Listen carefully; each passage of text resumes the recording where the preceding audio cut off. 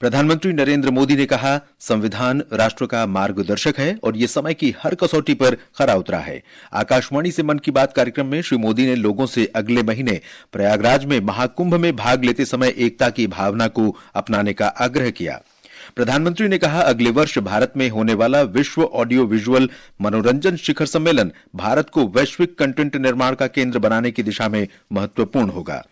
दक्षिण कोरिया विमान दुर्घटना में मृतकों की संख्या 179 हुई। मौसम विभाग ने अगले 3 दिन पंजाब, हरियाणा और राजस्थान में घने कोहरे और शीतलहर का अनुमान व्यक्त किया। और मेलबोर्न में भारत के साथ बॉर्डर गावस्कर ट्रॉफी में ऑस्ट्रेलिया ने 333 रन की मजबूत बढ़त बनाई। जसप्रीत बुमराह के 200 टेस्ट विकेट पूरे। समाचार संध्या के साथ मैं देवेंद्र त्रिपाठी। प्रधानमंत्री नरेंद्र मोदी ने कहा है कि संविधान हमारे लिए मार्गदर्शक है और ये बड़े गर्व की बात है कि अगले वर्ष 26 जनवरी को संविधान के 75 वर्ष पूरे हो रहे हैं। आकाशवाणी से मन की बात कार्यक्रम में प्रधानमंत्री ने कहा कि इस वर्ष संविधान दिवस के अवसर पर कई गतिविधियां शुरू हुई हैं जो साल भर चलेंगी। 26 जनवरी को हमारे संविधान को लागू हुए 75 वर्ष होने जा रहे हैं। हम सभी के लिए बहुत गौरव की बात है। हमारे संविधान निर्माताओं ने हमें जो संविधान सौंपा है वो समय की हर कसौटी पर खरा उतरा है। संविधान हमारे लिए हमारा मार्गदर्शक है। ये भारत का संविधान ही है जिसकी वजह से मैं आज यहाँ हूँ, आपसे बात कर पा रहा हूँ। श्री मोदी ने कहा कि संविधान की विरासत से नागरिकों को जोड़ने के लिए विशेष वेबसाइट constitution75.com बनाई गई है। प्रधानमंत्री ने कहा कि 13 जनवरी से प्रयागराज में महाकुंभ होने जा रहा है। उन्होंने कहा कि प्रयागराज में संगम तट पर जबरदस्त तैयारियां चल रही हैं। उन्होंने कहा कि इसमें कोई भेदभाव नहीं होता है और विविधता में एकता का ऐसा दृश्य विश्व में कहीं और देखने को नहीं मिलता। प्रधानमंत्री ने कहा कि कुंभ एकता का महाकुंभ भी है। श्री मोदी ने लोगों से महाकुंभ में भाग लेकर एकता के संकल्प को मजबूत करने का अनुरोध किया। महाकुंभ का संदेश एक हो पूरा देश का नारा देते हुए प्रधानमंत्री मोदी ने गंगा के निर्बाध प्रवाह की तरह अविभाजित समाज की उम्मीद भी व्यक्त की। अगर कम शब्दों में मुझे कहना है तो मैं कहूंगा, महाकुंभ का संदेश एक हो पूरा देश। और अगर दूसरे तरीके से कहना है तो मैं कहूंगा, गंगा की अविरल धारा न बटे समाज हमारा। गंगा की अविरल धारा न बटे समाज हमारा। साथियों, इस बार प्रयागराज में देश और दुनिया के श्रद्धालु डिजिटल महाकुंभ के भी साक्षी बनेंगे। प्रधानमंत्री ने कृष, त्रिश और बाल्टी boy KTB superhit animation series को लेकर प्रसन्नता व्यक्त की। श्री मोदी ने कहा कि ये 3 एनिमेशन चरित्र हमें भारतीय स्वतंत्रता संग्राम के उन नायक नायिकाओं के बारे में जानकारी देते हैं जिनकी ज्यादा चर्चा नहीं होती। हाल में इसका दूसरा सीजन बड़े ही खास अंदाज में गोवा में अंतर्राष्ट्रीय भारतीय फिल्म महोत्सव में शुरू हुआ। प्रधानमंत्री ने कहा कि देश वर्ष 2024 में फिल्म जगत की कई महान हस्तियों की 100वीं जयंती मना रहा है। श्री मोदी ने एक भारत श्रेष्ठ भारत की भावना को सशक्त करने के लिए फिल्म और मनोरंजन की दुनिया से जुड़े लोगों को बधाई दी। राज कपूर जी ने फिल्मों के माध्यम से दुनिया को भारत के सॉफ्ट पावर से परिचित कराया। रफी साहब की आवाज में वो जादू था। अक्कीनेनी नागेश्वर राव गारू ने तेलुगु सिनेमा को नई ऊंचाइयों तक पहुंचाया है। उनकी फिल्मों ने भारतीय परंपराओं और मूल्यों को बखूबी प्रस्तुत किया। तपन सिन्हा जी की फिल्मों ने समाज को एक नई दृष्टि दी। हमारी पूरी फिल्म इंडस्ट्री के लिए इन हस्तियों का जीवन प्रेरणा जैसा है। ने कहा कि विश्व ऑडियो विजुअल मनोरंजन शिखर बैठक यानी वेब्स समिट का आयोजन अगले वर्ष भारत में होने जा रहा है। उन्होंने कहा कि वेब्स शिखर बैठक के दौरान मीडिया और मनोरंजन उद्योग के दिग्गज तथा क्रिएटिव वर्ल्ड से जुड़े लोग भारत आएंगे। श्री मोदी ने कहा कि एक तरफ जहां भारत $5 ट्रिलियन अर्थव्यवस्था की ओर बढ़ रहा है, वहीं क्रिएटर अर्थव्यवस्था नई ऊर्जा ला रही है। उन्होंने भारत के मनोरंजन और क्रिएटिव उद्योग से वेब्स शिखर बैठक का हिस्सा बनने का अनुरोध किया। प्रधानमंत्री नरेंद्र मोदी ने आज मन की बात कार्यक्रम में बस्तर में अनूठे ओलंपिक का भी जिक्र किया। इस बारे में हमारे संवाददाता ने बताया है कि बस्तर ओलंपिक में बड़े पैमाने पर बस्तर क्षेत्र के युवाओं ने भाग लिया।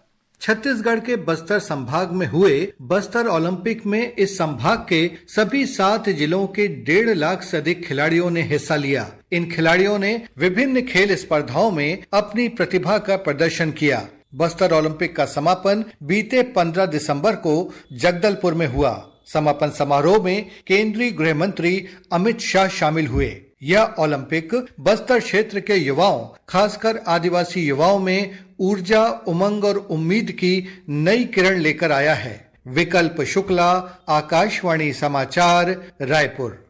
प्रधानमंत्री का मन की बात कार्यक्रम काफी लोकप्रिय हो रहा है। इसे देश भर के श्रोताओं की काफी सराहना मिली है। मन की बात कार्यक्रम की गुजरात की श्रोता नीलाबेन सोनी का कहना है, आदरणीय प्रधानमंत्री जी ने जिस तरह से भारतवर्ष के विकास और सांस्कृतिक धरोहर का एक अच्छा तालमेल बिठाया है, वो मुझे बहुत आकर्षित करता है। एक अन्य श्रोता उमेश मुंडे छोटे से छोटे विषय को प्रभावशाली ढंग से उठाने की प्रधानमंत्री मोदी की शैली से प्रभावित हैं। बहुत से छोटे छोटे विषयों में प्रधानमंत्री जी का आकलन कितना बढ़िया रहता है, उसका एक अनुभव सभी देशवासियों को हो रहा है और जिस तरह से वो बातें उठाते हैं उसका सभी देशवासियों को एक अच्छा संदेश जाके एक परिणामकारक संदेश मिलता है। लोग अपने आप में बदल करने के लिए कोशिश कर रहे हैं। इसके लिए मैं प्रधानमंत्री जी का बहुत बहुत अभिनंदन करता हूँ। प्रशांत पाटिल प्रधानमंत्री की विशिष्ट भाषा शैली के कारण मन की बात के नियमित श्रोता हैं।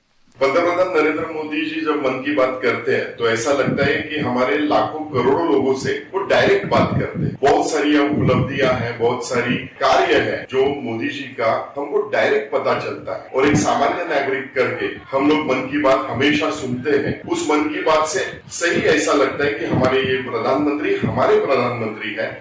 ये समाचार हमारी वेबसाइट www.newsonair.gov.in और हमारे न्यूज ऑन एआईआर ऐप पर भी उपलब्ध हैं। समाचार संध्या में आपका फिर स्वागत है। दक्षिण कोरिया में विमान दुर्घटना में मृतकों की संख्या 179 हो गई है। जेजू एयरलाइंस के विमान में 181 लोग सवार थे। मृतकों में 175 यात्री और चालक दल के 4 सदस्य शामिल हैं। चालक दल के 2 सदस्यों को बचा लिया गया है। यह दुर्घटना मुआन अंतर्राष्ट्रीय हवाई अड्डे पर आज सुबह उस समय हुई जब बोइंग 737-800 विमान उतर रहा था। दक्षिण कोरिया के कार्यवाहक राष्ट्रपति चोई सांग मोक ने विमान दुर्घटना पर 4 जनवरी तक राष्ट्रीय शोक की घोषणा की है। कोरिया में भारत के राजदूत अमित कुमार ने विमान दुर्घटना पर गहरा दुख व्यक्त किया है। दिल्ली पुलिस ने अवैध रूप से रह रहे 7 बांग्लादेशी नागरिकों को हिरासत में लेकर उन्हें वापस बांग्लादेश भेज दिया है। दिल्ली के उपराज्यपाल विनय कुमार सक्सेना के दिशा निर्देशों के तहत चलाए जा रहे विशेष अभियान के अंतर्गत दिल्ली पुलिस ने ये कार्रवाई की है। दक्षिणी दिल्ली के उपायुक्त अंकित चौहान ने बताया कि ये बांग्लादेशी अवैध रूप से राष्ट्रीय राजधानी क्षेत्र के गुरुग्राम में रह रहे थे। साउथ डिस्ट्रिक्ट दिल्ली पुलिस ने एक मुहिम चला रखी है जिसके तहत इलीगल बांग्लादेशी माइग्रेंट्स पकड़े जा रहे हैं। हमारे जिले ने last week 5 illegal Bangladeshi migrants पकड़े थे। उसी केस में आगे काम करते हुए फर्दर इंटेलिजेंस डेवलप करने के बाद हम लोगों ने 7 नए बांग्लादेशी इलीगल माइग्रेंट्स पकड़े हैं, जिसके अंदर 5 महिलाएं और 2 पुरुष हैं। इनके पास बांग्लादेशी आईडीज मिली है हमको। कुछ लोग कंस्ट्रक्शन साइट पे काम करते थे, कुछ लोग ब्यूटी पार्लर में काम करने की तैयारी कर रहे थे। इनको फर्दर वेरिफिकेशन के बाद डिपोर्ट कर दिया गया थ्रू FIR। मौसम विभाग ने अगले 2-3 दिन के दौरान पंजाब, हरियाणा और राजस्थान में घने कोहरे का अनुमान व्यक्त किया है। हिमाचल प्रदेश, उत्तर प्रदेश, असम, मेघालय, नागालैंड, मणिपुर, मिजोरम और त्रिपुरा में भी देर रात और तड़के घना कोहरा छाए रहने की आशंका है। दिसंबर में हिमाचल प्रदेश में अच्छी बारिश और हिमपात हुआ है। एक रिपोर्ट। प्रदेश में दिसंबर माह के अंतिम सप्ताह में हुई बर्फबारी और वर्षा से राज्य के किसान व बागवान खुश हैं और उन्हें अच्छी फसल की उम्मीद है। वहीं नव वर्ष को लेकर राजधानी शिमला सहित अन्य पर्यटन स्थलों पर घूमने आए पर्यटक भी बर्फबारी का आनंद ले रहे हैं। हालांकि बर्फबारी ने लोगों की मुश्किलें भी बढ़ाई हैं और अभी भी 3 राष्ट्रीय उच्च मार्गों सहित 200 से अधिक सड़कें पूरी तरह से बंद पड़ी हैं। हिमपात और वर्षा के बाद कई स्थानों पर न्यूनतम तापमान 0 से काफी नीचे दर्ज किया जा रहा है। मौसम विभाग ने अगले 3 दिन तक प्रदेश में मौसम साफ बने रहने की संभावना जताई है, जबकि इस दौरान 5 जिलों में शीतलहर का ऑरेंज अलर्ट जारी किया गया है। प्रभा शर्मा, आकाशवाणी समाचार, शिमला। उधर जम्मू कश्मीर में 270 किलोमीटर लंबे श्रीनगर जम्मू राष्ट्रीय राजमार्ग को वाहनों की आवाजाही के लिए आज फिर खोल दिया गया। इस बीच मुख्यमंत्री ने राज्य की मौजूदा स्थिति की समीक्षा की। ब्यौरा हमारे संवाददाता से। श्रीनगर में मुख्यमंत्री उमर अब्दुल्ला ने वीडियो कॉन्फ्रेंसिंग के माध्यम से बर्फ हटाने, बिजली और पानी की आपूर्ति, स्वास्थ्य सुविधाओं और अन्य महत्वपूर्ण सेवाओं की स्थिति की समीक्षा की। उन्होंने अगले सप्ताह बर्फबारी के पूर्व अनुमान के मद्देनजर तैयारियों को बढ़ाने का आह्वान किया। बैठक में विभिन्न पार्टियों के विधायकों और जम्मू कश्मीर प्रशासन के वरिष्ठ अधिकारियों ने भाग लिया। बैठक में जम्मू कश्मीर की जनता को किसी भी असुविधा से बचाने के लिए विभिन्न विभागों के बीच निरंतर निगरानी और तालमेल का आह्वान किया गया। तारिक रातर, आकाशवाणी समाचार, श्रीनगर।